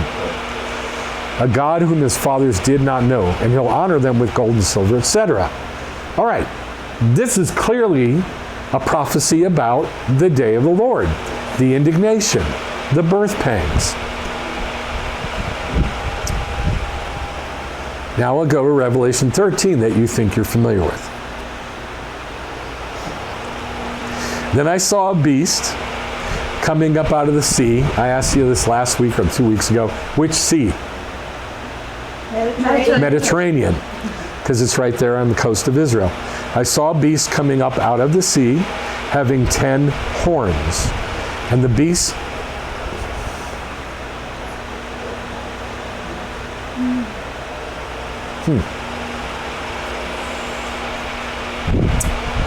I think I got a misinterpretation here. This says, Dan shall be a horned serpent. I'm sorry about that. What? You need to check it out. It says in Hebrew, he will be Dan will be a horned serpent. You need to check me in the Hebrew, but I believe that's what I dropped out. So it's like, is it like the little horn that comes from... No, let's not extrapolate. Let's just stick with what we got. But check me in the Hebrew. Dan will be a horned nachash. Maybe a different verse. Maybe getting a verse mixed up. All right. So he sees this beast coming up out of the sea having 10 horns. And the beast that I saw was like a leopard, which is whom? Greece. Hellenism. The beast is Hellenism. Period. One of his heads is as if it had been fatally wounded, and his fatal wound was healed. And the whole earth followed after that beast, after Hellenism. They worshiped the dragon because he gave his authority to the beast of Hellenism. And then they worshiped the beast of Hellenism. And a mouth was given to him speaking arrogant words and blasphemies for 42 months. How long is that? 3.5 years. How many days? Okay. 1,260. There you go. For 42 months, he opened his mouth in blasphemies against God for the whole 42-month period. To blaspheme his name, now watch this, and his tabernacle, those who dwell in heaven. What's his Mishkan? What is his Mishkan? What is his Mishkan? Where'd it go? Come on, I said it. Is the Mishkan. Those who dwell in heaven is the Mishkan of God. And he is blaspheming, or I hate that word because it's a Greek word, but I don't know what the better word would be for a Hebrew culture? I just don't know. It means to pierce, to make war against with a spear and pierce. To blaspheme his name and his Mishkan, those who dwell in heaven. It was given for him to make war with the holy ones and to overcome them. How long? 42 months. Remember, we read in Daniel.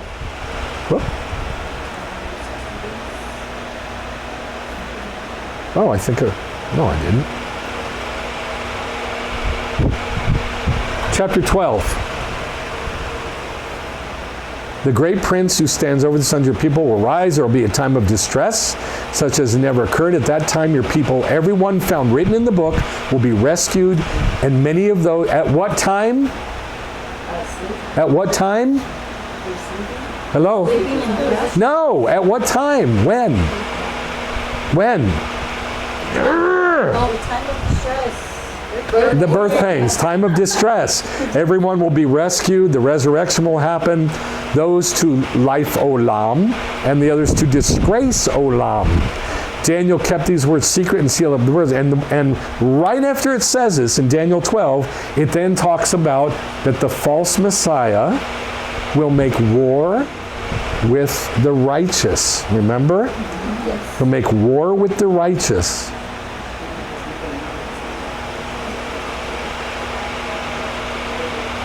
Some of those who have insight will fall, it means be killed, to refine and cleanse them until the et ketz. So this makes it sound like it's going to happen before the et ketz, doesn't it? Doesn't it? Yeah. Until the et ketz? Or it could just be referring to the end of it. It is. It's talking about... To the middle until the end. That's correct. It's talking about the et ketz itself. And we know that because we just saw in Daniel 12, it says it. It's in the et ketz. Okay? It was given him make war with the holy ones and to overcome them. All right. So here's what I believe. I believe that the false Messiah will not just be from the tribe of Dan. He will be the tribe of Dan. I mean, like incarnate. All that Hellenism, all that idolatry. One last detail. In the scriptures, whenever Israel is attacked, which direction does it come from? From the north. Right, from the north. 100% of the time. The attack always comes from the north. Who attacked Israel? Just name them. Babylon. Who before Babylon? Assyria. Amalek. Hold on. Assyria came down and attacked Israel. And then who? Babylon came down. And then who? Persia came down. And then who? Greece came down, but from the other way, from the west. And they came down along the sea coast and attacked Israel. And then Rome, same thing, came down from the west to attack Israel. Every single time. So when it's all 70 nations, they'll be all together. I know they're going to come from the north. Yes, they're going to come from the north. Why? Because that's the pattern God set up. And so they always come from the north. Who's the northern tribe in Israel? Dan. And they specifically went to go get away from all those Jews. Let's get away from those Jews and go set up camp where we can do our own idolatry all by ourselves. Now let's go tell all the Jews about it and preach to them. And I believe that's why the consistency of Dan being dropped out is even from the beginning, from Chronicles, and all the way through to the day of the Lord. Dan ain't there. It's just not there. That's what I believe. That's why I think there's 11 dots. Because that one is never there. Yeah, a couple are dropped in, put out, put in, taken out, some differences, but the consistent thing is that Dan is never there. So that's why I believe that's why that's the 11th tribe, 12th tribe. And insight. Say it again. How ironic that he had such vision and insight. Who? Daniel. What do you mean? Never mind. Oh, you're just saying the same name, Dan and Daniel. That is kind of He ironic. wasn't from that. Okay. And it is interesting that his name means judge. And you know, God is going to use him as an instrument in judgment. Okay, since you brought that up, I have to say this now. Rashi and the other commentators, just in the regular passages of the prophecies of Dan and other stuff like that, where it mentions Dan in the Torah, they don't translate it as Dan will judge his people. They translate it as Dan will redeem or save or fight for, vindicate his people. That's how they translate the word Dan there, which is really important. If he's the false Messiah, he's going to vindicate and fight for and redeem his people, the Jews. Really? In order to deceive many? Yeah. Yes. That's the whole point. Every single false Messiah did this.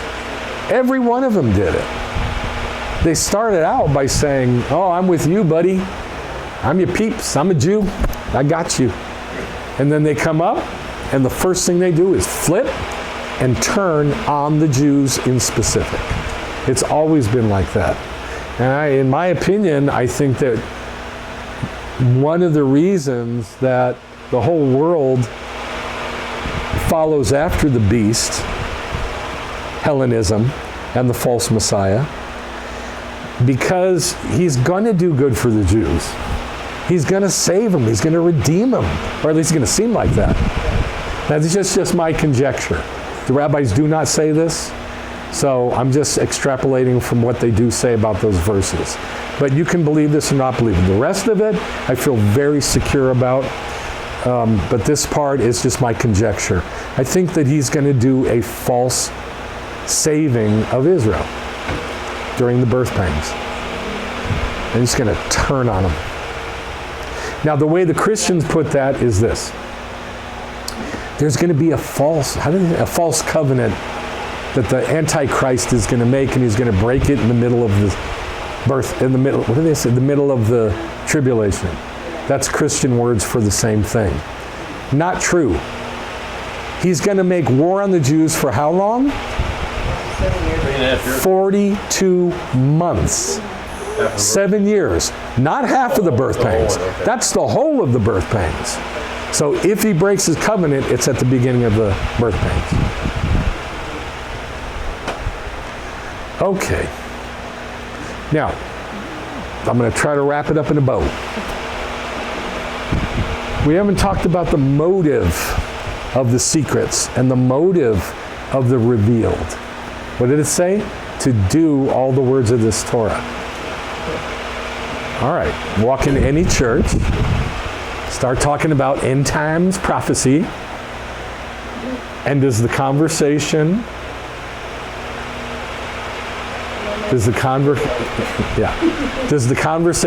ever go to let's do Judaism? Besides never, not often. Yeah, it can't. It can't.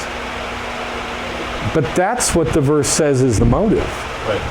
It says the secrets given to us are so you'll do the words of the Torah. When? Until the Olam or in the Olam? In the Olam. The motive is the secrets are revealed to do all the words of this Torah. Did Daniel, the one who got all the secrets more than everybody on the planet, except for the devil, did he do Judaism? Yes. Was he punctilious about it? Yes. How do we know he was punctilious about it? No, let's back up to the very beginning of the book. Remember when he first chose the kids, what did he say? We're going to feed you the best pork we can find. And he said, listen, just give me vegetables and water, and if I don't look good after 10 days, fine. Do what you want. And he was punctilious about doing kosher. And so they said, man, you look good, so you can do what you want. And then all throughout the book, they were going to kill him because there was a decree of the Persian king that if the Persian king says something, it's law, and if anybody breaks it, they're to be killed. Nobody's going to pray to any god for, I can't remember how long it was, 30 days. Thank you. Nobody can pray to any god. So what does Daniel do? He goes up in his upper room with his windows open to Jerusalem, the Mizrach, and he prays 3 times a day. What does that mean?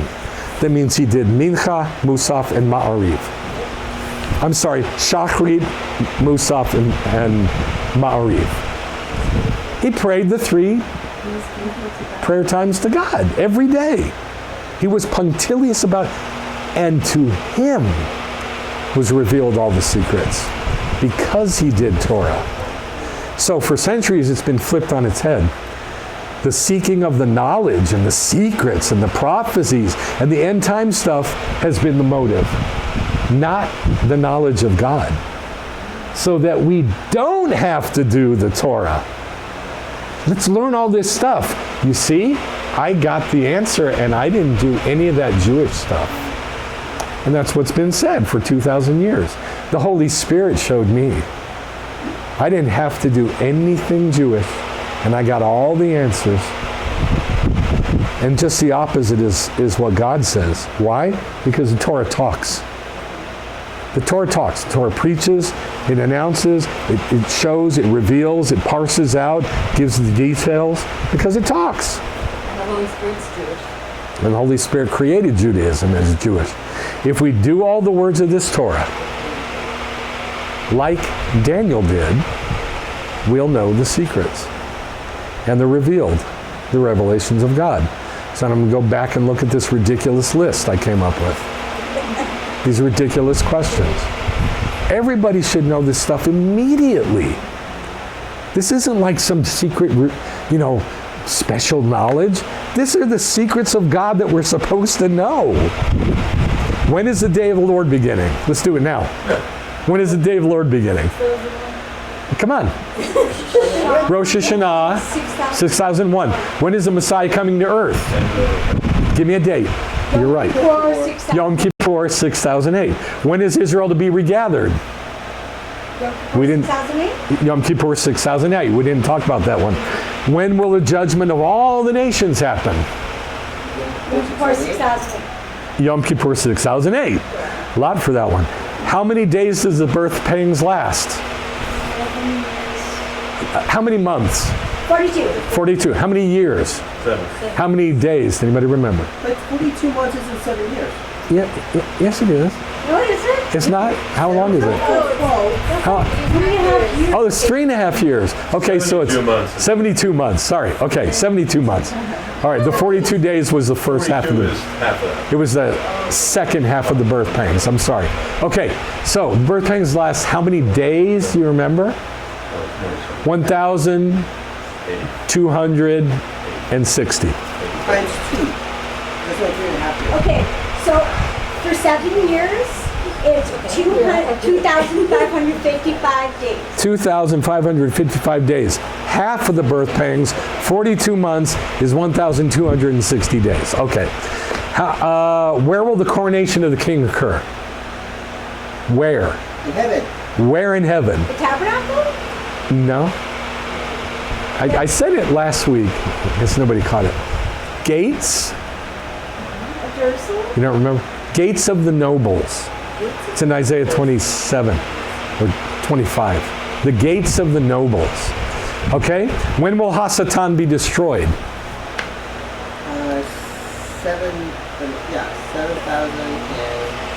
7,001. 7,001. After the day of the Lord. What date? Just take a guess. Yom Kippur? Yom Kippur. And why would he change his patterns? What kingdom will the false Messiah come from? You say Greece. Say it again. Greece? Greece. How many evil kings will be in the birth pangs? 10. How many nations will attack Israel? 70. Or 10. 70 or 10. When will the abomination of desolation occur? Halfway through? Not Purim. It's not Purim, it's Purim. 6004. Adar 14, 1 month before Passover, 6004, middle of the birth pains. How long is the heavenly wedding? 7 years? 7 years. From what date to what date? Rosh Hashanah to Yom Kippur. Very good. Rosh Hashanah to Yom Kippur. Yom Kippur is when we come out of the chuppah. That's in Isaiah 27. All right. Now, this is just the tip of the iceberg. And this, people look at it and go, hey, that's insane. You're not going to find this on AI or whatever it's called. What is it called? Google AI? Oh, there's many of them. Okay. Whatever. You're not going to find it. But this is the secret things we're supposed to know. Why? So we'll do all the Torah. So we'll get this information that God wants us desperately to have. And I cannot emphasize that enough. God wants us to have this information. And this, I hate to ruin your life, but this verse can ruin your life. There is a God in heaven who reveals the secrets. But it's not going to be by magic. It's going to be by doing the Torah. You have to look for it. You have to go digging for it in Judaism. Even digging in the Torah isn't going to do it. You got to dig in the words of the sages about the Torah, which I consider Torah, but some people don't. So God wants you to have this information. He expects you to learn this information. What? Is it on the website? No, it's in the Torah and in the words of the sages. I know, but for us, You are expected to learn. We are expected to have this revealed to us. So be patient with yourself, but don't be lazy. Be patient, but don't be lazy. And these fight against each other constantly. A lot of times I'll ask somebody, did you study? No. And I'll say something I'll have the gall to say something. Well, you told me you were going to study this week. I didn't have time, and it's just climb up off my back. I could very easily say, you broke your word and you're lazy. Sure. But I don't. So don't be lazy. They had the same 24 hours a day that you did. Yeah. Yep. So let's pray. Again, Abba, thank you that you are a God who reveals. You reveal secrets. And you don't do it like a magician. You do it like a worker, like a builder, like a ditch digger. And you force us to do the work in order to get that information. I ask, Lord, that you would move on your people. Your body is so fat and lazy. We are so fat and lazy that we don't want to dig. We don't want to search. We just want a quick, easy answer so I can have a good life. There is going to be no good life. And I know this, Lord, because you've shown it. There's going to be no good life without knowing your secrets. So I ask that you would motivate your people to dig and to search and to read and to study the way it used to be done. I ask that you'd light a fire under your people to do the work so that we can know you, Lada'at et Adonai, to know the Lord. Thank you, Abba. Amen. Shabbat Shalom.